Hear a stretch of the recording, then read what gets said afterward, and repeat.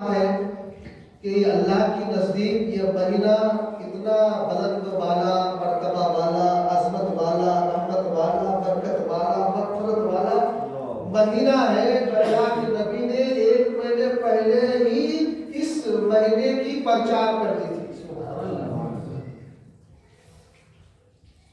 کہ شعبان میرا مہینہ ہے۔ ایک حدیث پاک میں آیا ہے کہ اللہ کے نبی صلی اللہ علیہ وسلم اس پورے مہینے میں شعبان میں 1 تاریخ سے لے کر 30 تاریخ تک آپ روزہ رکھتے تھے۔ ام المومنین، مومنوں کی ماں، مسلمانوں کی ماں حضرت عائشہ صدیقہ رضی اللہ تعالیٰ عنہا نے عرض کی، یا رسول اللہ، آپ کثرت سے اس مہینے میں روزہ رکھتے ہیں، کثرت سے روزہ رکھتے ہیں، اگر آپ 2-4 دن روزہ نہیں رکھیں گے تو کیا ہو جائے گا؟ یہ محبت تھی ان کے دل میں کہ حضور اللہ کی اتنی بندگی کرتے ہیں کہ ہمیشہ روزہ رکھتے ہیں، کہیں ایسا نہ ہو کہ آپ کمزور ہو جائے۔ یا رسول اللہ، آپ تھوڑا کم روزہ کریں، آپ رات کو بھی عبادت کرنا ہے، دن کو مخلوق خدا کی پیروی، مخلوق خدا کی خدمت کرنا ہے، مخلوق خدا کو اللہ کی طرف رجوع کرنا ہے، سارے کام کاج آپ کر رہے ہیں، یا رسول اللہ تھوڑا آرام بھی کر لیجیے۔ تو میرے نبی نے کیا جواب دیا؟ سنو اور پلٹ جاؤ۔ میرے نبی نے فرمایا، عائشہ، یہی وہ برکت والا، عظمت والا مہینہ ہے، اس مہینے میں حضرت اسرائیل علیہ السلام کو ایک لسٹ دی جاتی ہے۔ پہلے شعبان سے لے کر دوسرے سال، مثال کے طور پر 2026 چل رہا ہے، اس بار 2026 میں شعبان کا مہینہ ہم اور آپ موجود ہے۔ آئندہ 2027 جو آنے والا ہے، شعبان تک جتنے لوگ مریں گے تو سارے لوگوں کا نام اس لسٹ میں دیا جائے گا، اس لسٹ میں لکھا ہوگا۔ 1 سال میں کون مرے گا، 1 سال میں کس کے یہاں لڑکی ہوگی، کس کے یہاں لڑکا ہوگا، کس کے یہاں مال کی کثرت ہوگی، کون بخیل ہوگا، کون کنجوس ہوگا، کون جو ہے مصیبت میں مبتلا ہوگا، یہ ساری چیزیں اس مہینے میں طے کر دیا جاتا ہے۔ 1 سال کا پورا کھاتا بھر دیا جاتا ہے۔ اے عائشہ، میں یہ چاہتا ہوں کہ جب میری موت لکھا جائے اس لسٹ میں، تو دیکھا جائے کہ اس وقت یہ آدمی کیا کر رہا ہے، یہ آدمی کیا کر رہا ہے۔ میں روزہ سے اس لیے رہتا ہوں، جب میرا نام لکھا جائے موت کی فہرست میں تو یہ لکھا جائے کہ محمد صلی اللہ تعالیٰ علیہ وسلم روزے کی حالت میں موجود تھے۔ ایک نبی کا یہ عالم ہے،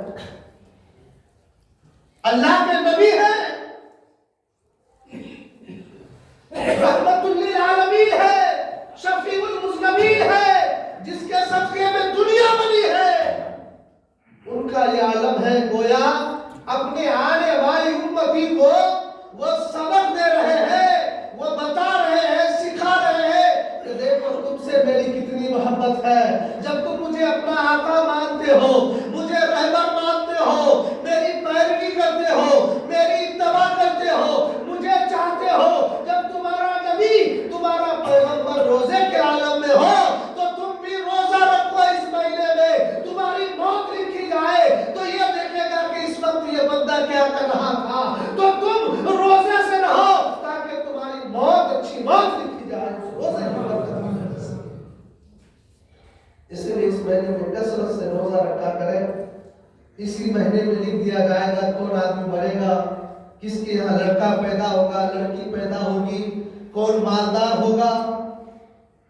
اور اس مہینے میں جو زیادہ عبادت کرتا ہے اللہ تعالیٰ کی، اللہ اس بندے سے خوش ہوتا ہے۔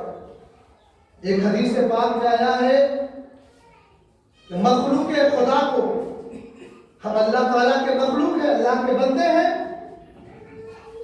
اللہ کے مخلوق، اللہ کے بندوں کی 2 مسرت خوشی کی رات ہوتی ہے۔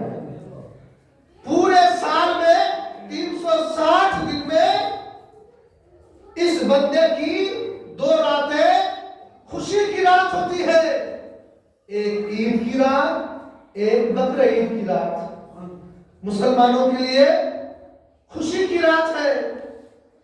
اللہ تعالیٰ نے اپنے فضل و کرم سے اپنے معصوم فرشتوں کو، نوری فرشتوں کو 2 راتیں بھی خوشی کی راتیں عطا فرمائی ہے۔ وہ ان دونوں راتوں میں جھومتے ہیں، خوش ہوتے ہیں، خوشیاں مناتے ہیں، ایک دوسرے کو مبارکباد پیش کرتے ہیں۔ جیسا کہ ہم اور آپ عید کا دن ہوتا ہے، ہم ایک دوسرے کو گلا ملتے ہیں، سلام کرتے ہیں، دعوت دیتے ہیں، تحفہ پیش کرتے ہیں اور مبارکباد پیش کرتے ہیں کہ مبارک ہو آج عید کا دن ہے۔ ٹھیک اسی طریقے سے آسمانی دنیا پر اللہ کی نوری مخلوق فرشتے بھی ایک دوسرے سے خوشی مناتے ہیں، مبارکباد پیش کرتے ہیں کہ مبارک ہو۔ اور وہ کون سی راتیں ہیں؟ ایک شب برات یعنی شعبان کی 15ویں رات ہے اور دوسری ماہ رمضان المبارک کی 27 کی رات ہے۔ یہ 2 راتوں میں فرشتے خوشی مناتے ہیں، مچلتے ہیں، جس طریقے سے انسان 2 راتیں خوش ہوتے ہیں۔ میرے آقا کریم صلی اللہ علیہ وسلم کے پیارے دیوانوں، اس مہینے کی بہت بڑی عظمت ہے اللہ کی بارگاہ میں۔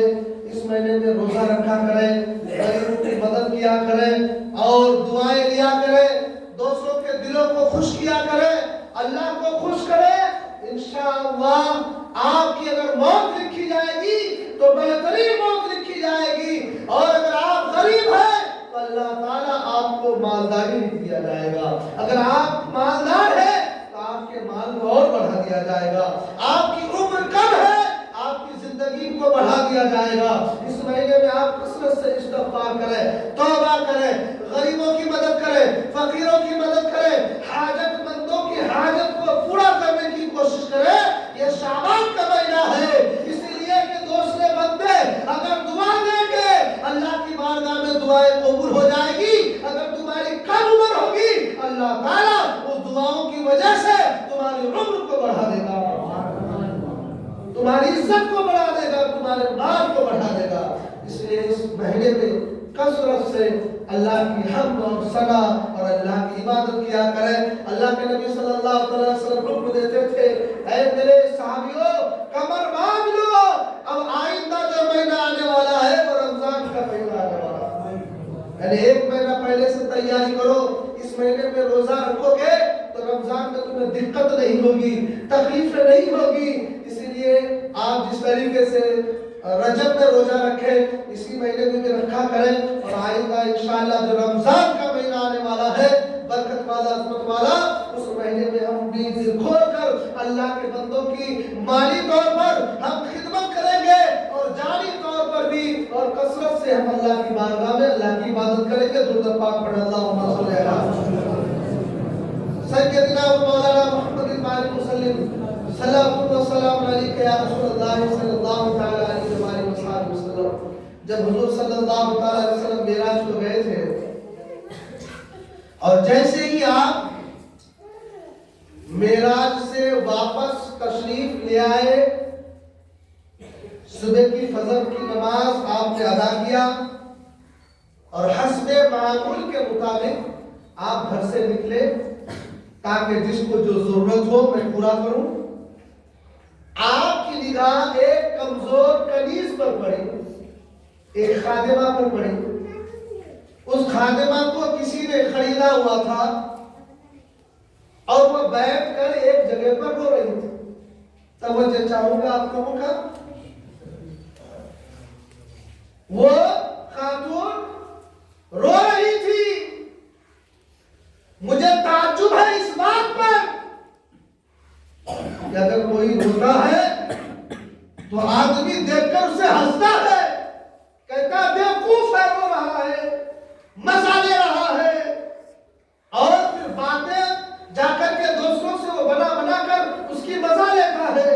یعنی ہر شخص رونے والوں کو چھوڑ کے اس کے سامنے سے گزر جاتا ہے کہ کہیں مجھ سے مدد نہ مانگ لے، کہیں وہ اپنی مصیبت میرے گلے میں نہ ڈال دے۔ وہ رحمت للعالمین ہے، وہ شفیع المذنبین ہے، وہ بے کسوں کے کس، وہ بے بسوں کے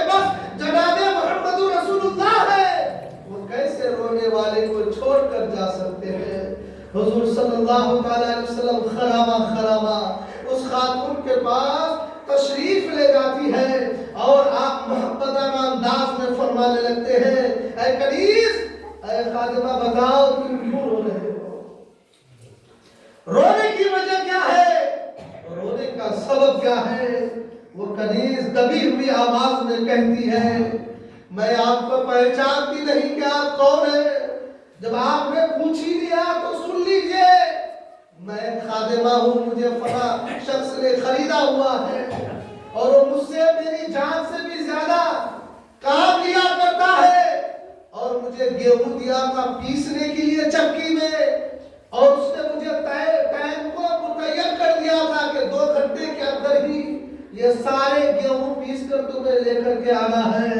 اب میں پہلے جیسی میں نہیں، میرے جسم سے طاقت کم ہو گئی ہے، میں کمزور ہو چکی ہوں، مجھے جس طریقے سے خوراک انرجی وٹامن ملنا چاہیے میرا آقا مجھے دیتا نہیں ہے، کام بھرپور مجھ سے لیا کرتا ہے اور میری غذائیں کم دیتا ہے، جس سے میں کمزور ہو گئی ہوں، میں بیمار ہوں، اور میں نے کسی طریقے سے تو گیہوں کو پیس لیا ہے، اب میرے اندر اتنی طاقت نہیں کہ وہ سارے آٹوں کو اٹھا کر وہ آٹے کا برتن میں اپنے گھر کے اپنے مالک کے گھر تک پہنچ سکوں۔ اللہ کے نبی صلی اللہ علیہ وسلم کو افسوس ہوا اور کہا اگر تم اجازت دے دو تو میں یہ آٹے کا برتن اپنے کندھے میں یا سر میں لیتا ہوں اور تجھے تیرے منزل تک پہنچا دیتا ہوں۔